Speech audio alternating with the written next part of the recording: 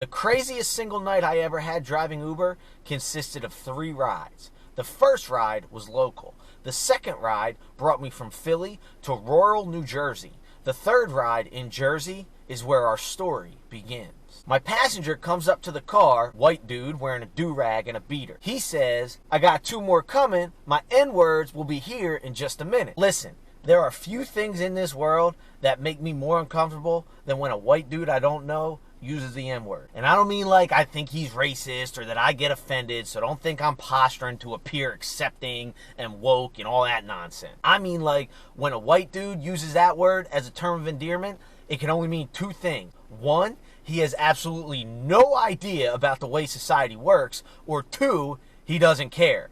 And both of those scenarios are major red flags. So after about a minute, his friends come out, a guy and a girl, looking like extras in Breaking Bad. Now, for the record, I've never seen Breaking Bad, but I have seen Meth Addicts, and they fit the bill. So we get on our way, girl sits in the front, 2 dudes in the back. The girl's acting real funny, and at one point she asked if we could stop at a CVS, which is a little out of the way because she's in need of lady product. Now, I used to teach high school math. Whenever a girl inserted something like that didn't necessarily need to be inserted, my BS meter goes way off. Look, Alyssa, I know there's no way your time of the month just happens to coincide with every single quiz we have. But I'm an adult male, you're a teenage girl, let me sign your hall pass. As far as my passenger, I figured she needed something drug related. But hey, that's not my business. But time is money. And nothing drives me crazier than when a passenger wants to stop and go into a store. Oh, but you get paid to stop. Yeah, you get paid like 5 cents a minute. You know what 5 cents a minute gets you in America? Loads and loads of credit card debt. So I told her if there's one on the way, we'll stop. Otherwise, I'm not going out of my way. I'm too nice. Maybe I'm just a sucker. When I said this, she looked at the dudes in the back in seeming disappointment.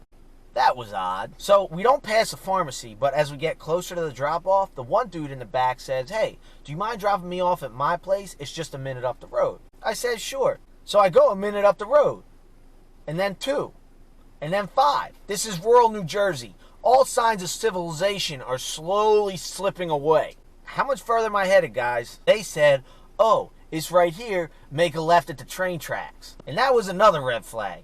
If I didn't say nothing, would they have let me just keep going? So I make the left, and it's a long wooded road with a single street light, and up ahead is just trees and darkness. I noticed the one dude in the back sitting up like a dog waiting for a bone, staring a hole through me in the rearview mirror. My spidey senses went through the freaking roof. This is it. It's about to go down. My first thought was about the knife I keep accessible in a hidden location.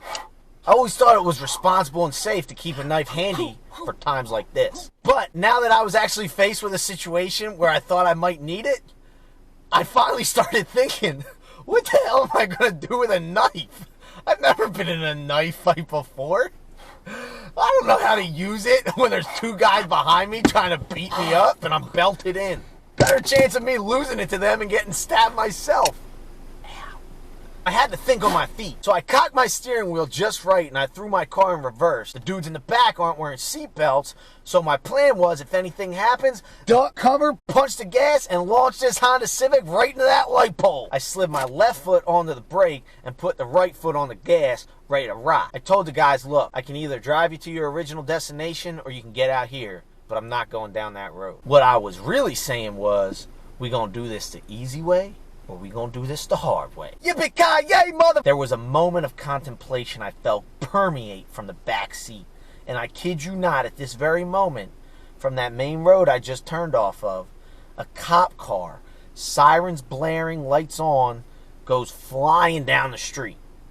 I thought, shoot, in case I need a cop, he's busy doing something else. But fortunately, criminals are idiots. And they didn't realize that a cop flying by away from you is actually the best time to commit a crime. I could see they got a little shook up and they decided to get out of the car. And that's how I know I wasn't just being paranoid. They went from just dropped the one dude off at his house to all 3 of them getting out in the middle of nowhere. It was a little after 2 a.m. at this point, and I felt like I had just dodged a bullet, so I decided to call it a night. As I headed home, my first rider of the night called me on my cell phone.